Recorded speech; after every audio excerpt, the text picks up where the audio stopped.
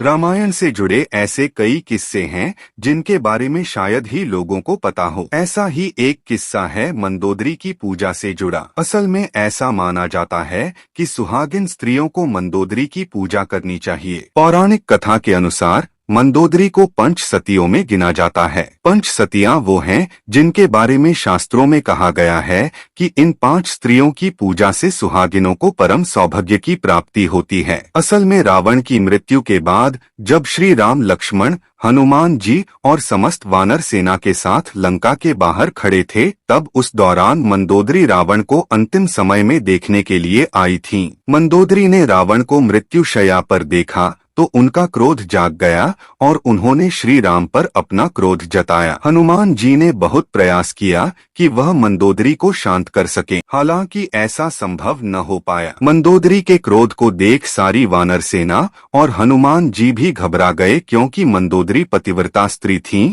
और पतिव्रता के क्रोध में बहुत शक्तिशाली मानी गई है। तब श्री राम ने मंदोदरी को यह कहकर शांत कराया कि वह एक पतिव्रता हैं, लेकिन रावण ने कई अपराध किए हैं। श्री राम ने रावण के अपराधों के बारे में मंदोदरी को याद दिलाया। तब मंदोदरी का क्रोध शांत हुआ। मंदोदरी को तब श्री राम ने यह वरदान दिया कि जो भी कोई सुहागिन स्त्री मंदोदरी की पूजा करेगी, उसका वैवाहिक जीवन सुख समृद्धि से भर जाएगा। मंदोदरी रावण की पत्नी श्री राम को मारने के लिए नहीं आई थी, बल्कि रावण की मृत्यु के बाद राम से बदला लेने के लिए आई थी, क्योंकि रावण ने सीता का हरण किया था और मंदोदरी को लगा कि श्री राम ने अधर्म किया है। मंदोदरी असुरों के राजा मायासुर और अप्सरा हेमा की पुत्री थी और रावण की पत्नी थी। रावण की मृत्यु के बाद मंदोदरी ने श्री राम को अधर्मी समझकर उन्हें श्राप देने की कोशिश की, क्योंकि उसे लगा कि राम ने रावण को मारा, जो कि अधर्म था।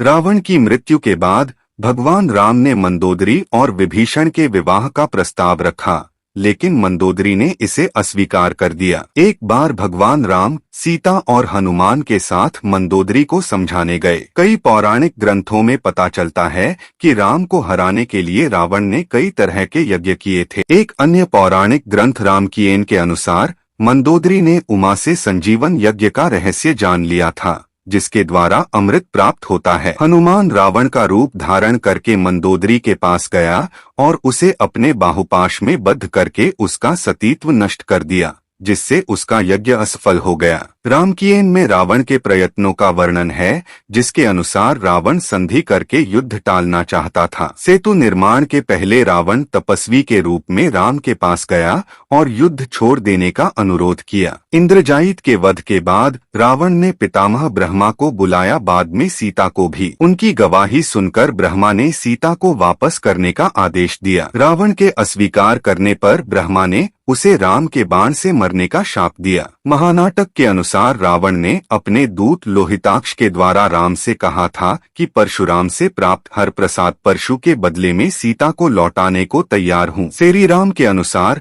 कुंभकर्ण के वध के बाद राम ने हनुमान के द्वारा रावण के पास एक पत्र भेजा, जिसमें सीता को लौटाने तथा संधि करने का प्रस्ताव था। रावण राम का प्रस्ताव स्वीकार करने के लिए तैयार था, बशर्ते वह उसकी बहन को विरूपित करने वाले लक्ष्मण को बांधकर लंका भेज दे। रामचंद्रिका में भी रावण निम्नलिखित शर्तों पर सीता को लौटाने के लिए तैयार है: सुग्रीव को मारकर अंगद को किशिकंधा का राज्य दिया जाए, हनुमान की पूंछ जला दी जाए तथा राम रुद्र की पूजा करें। कई पौराणिक ग्रंथों में पता चलता है कि राम को हराने के लिए रावण ने कई तरह के यज्ञ किए थे। एक अन्य पौराणिक ग्रंथ रामकीयन के अनुसार मंदोदरी ने उमा से संजीवन यज्ञ का रहस्य जान लिया था, जिसके द्वारा अमृत प्राप्त होता है। हनुमान रावण का रूप धारण करके मंदोदरी के पास गया और उसे अपने बाहुपाश में बद्ध करके उसका सतीत्व नष्ट कर दिया, जिससे उसका यज्ञ असफल हो गया। रामकीयन में